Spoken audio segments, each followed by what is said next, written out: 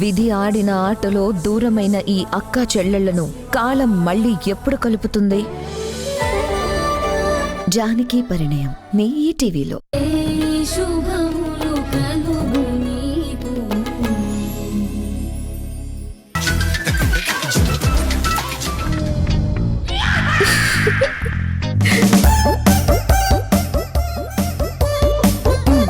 నేను పిరికి బాడిని.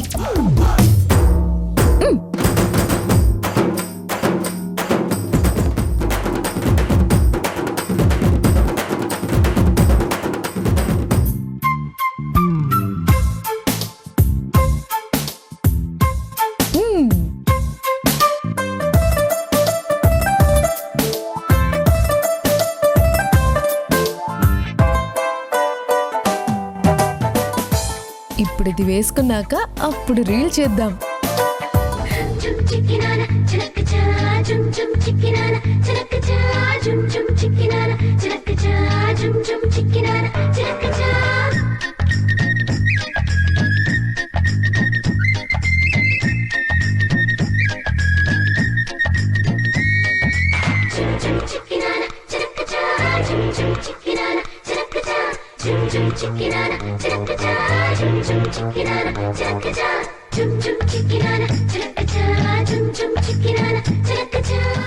అమ్మా, రేఖ ఫోన్ చేసిందా?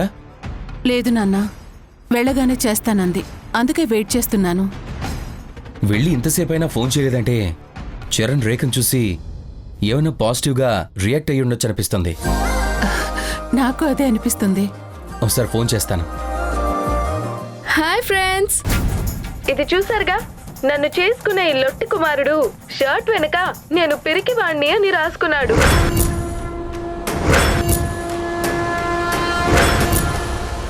ఆ షర్ట్ వేసుకొని మరీ తిరుగుతున్నాడు చూడండి.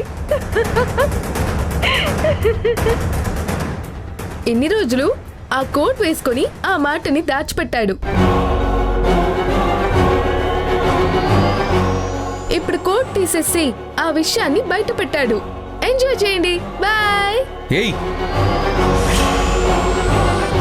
ఏం మాట్లాడుతున్నావు? ఆపు, ఆ రీల్ ఆపు. నీ వెనకాల అలా రాసుంది, అది నాకు కొత్తగా అనిపించింది. వీడియో తీసి వైరల్ చేస్తున్నాను. అవును నాన్న, అలాగే రాసుంది. ఈ రీల్స్ పిచ్చిదే రాసుంటుంది. ఎవరు రాసినా అది నిజమే కదా. ఈ పిరికి లొట్టుపిట్ట మొన్న రాత్రి మీకు ఫోన్ చేసి భయపడిపోలేదా? ఏయ్, ఏంటి పనులు? ఏ ఊరుకుంటుంటే మరీ రెచ్చిపోతున్నావేంటి?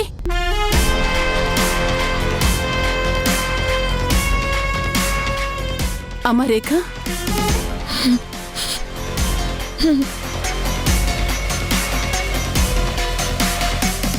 ఏ రేఖ, రీల్ చూసిన వెంటనే పెట్టే కామెంట్లా అంత స్పీడ్ గా రిటర్న్ అయ్యి వచ్చేసావేంటి?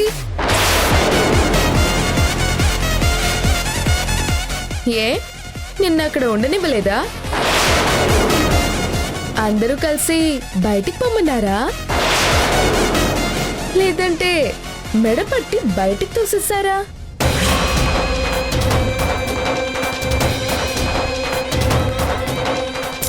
మీ అమ్మగారు పాపం నిన్ను వెళ్ళొద్దని చెప్తూనే ఉన్నారు. నువ్వే వినకుండా ఒప్పించి మరీ వెళ్ళావు. ఇప్పుడు ఏమైంది? నువ్వు సిగ్గులేందానివి అయిపోయావు. మీ అమ్మగారు పరువు లేకుండా పోయింది. ఏయ్, నోరు ముయ్. ఏంటి రెచ్చిపోతున్నావు?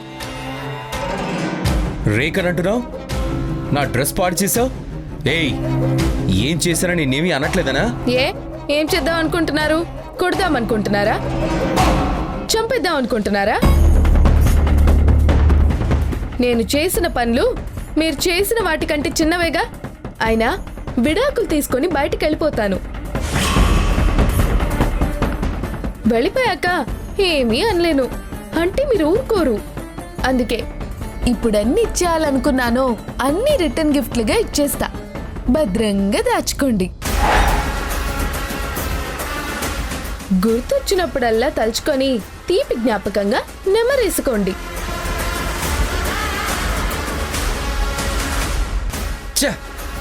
ఈ పొట్టిదని మాత్రం ఏం చేయలేకపోతున్నావు.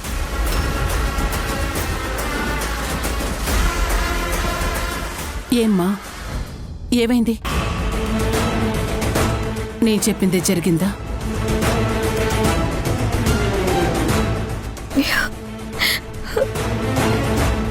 రేఖ,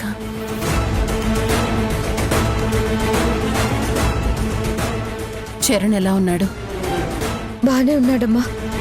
పక్కనే వారాహి ఉంది కదా, చాలా సంతోషంగా ఉన్నాడు.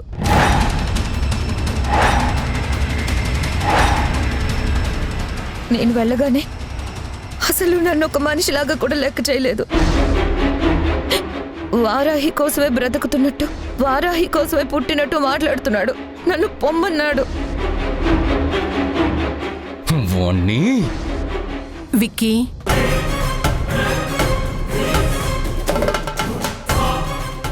ఏం చేయలేంరా, మనం ఏమీ చేయలేము. చరణ్కి నా మీద ఎప్పుడు ప్రేమ పుడుతుందా అని ఎదురు చూడడం తప్ప ఇంకేమీ చేయలేము.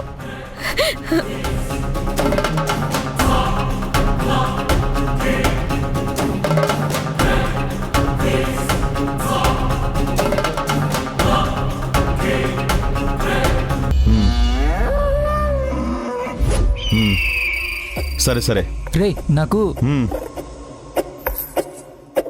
సరే, నేను ఇక్కడ చూసుకుంటాలే. ఓకే. చా, రే నాకు తెలుసురా ఇదేదో పెద్ద గోల్ అవుతుందని. రేయ్, ముందు నువ్వు వెళ్ళిన పని ఏమైందో చెప్పు. నువ్వు చెప్పినట్టే మీ అమ్మని తీసుకెళ్ళి కావాలని నీ షర్ట్ కనిపించేలా చేశానురా. అది సునైనా పనే అని జనం నమ్మేలా, ముఖ్యంగా మీ అమ్మ నమ్మేలా చేశాను. దాంతో మీ అమ్మ కోపం తట్టుకోలేక వెళ్ళి కృష్ణమ్మని తిట్టేసింది. అంతటితో ఆగకుండా ఆ షర్ట్ తీసుకెళ్లి 2 టౌన్ పోలీస్ స్టేషన్లో పోలీసులకు చూపించి నానా రభస్ చేసిందిరా.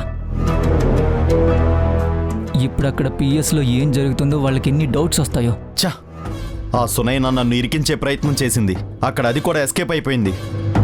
ఆ సునైనాని నా ఫ్రెండ్ ద్వారా టెన్షన్ పెడదామనుకుంటే ఏమైందిరా? అది వేరే ఏదో ప్రాబ్లంలో పడిందంట. ఆ సునైనా ఎక్కడుందో, ఏం చేస్తుందో అసలు తెలియకుండా పోయిందంట. అంటే కంప్లీట్గా మిస్ అయిపోయినట్టేనా? చా, తన కోసం ఇన్ని రోజులుగా ఎంత ప్లాన్ చేసాం, ఎంత కష్టపడ్డాం, మొత్తం అంతా వేస్ట్ అయిపోయింది కదరా. రే, అది చావలేదురా, మిస్ అయిందంతే. దాని ఫోను పనిచేస్తుంది. ఇందాకే స్టేటస్ చూసినట్టు చూపిస్తుంది. మన నుంచి కావాలని తప్పించుకుని ఎక్కడో దాక్కుంది. మళ్ళీ ఖచ్చితంగా ఇక్కడికి వస్తుంది. రాగానే దానికి చాలా స్ట్రాంగ్గా షాక్ ఇస్తాను. ఓకే, వచ్చాక తనకి షాక్ ఇవ్వచ్చు కానీ నువ్వు ముందు అర్జెంటుగా ఒక 15,000 ఇవ్వు.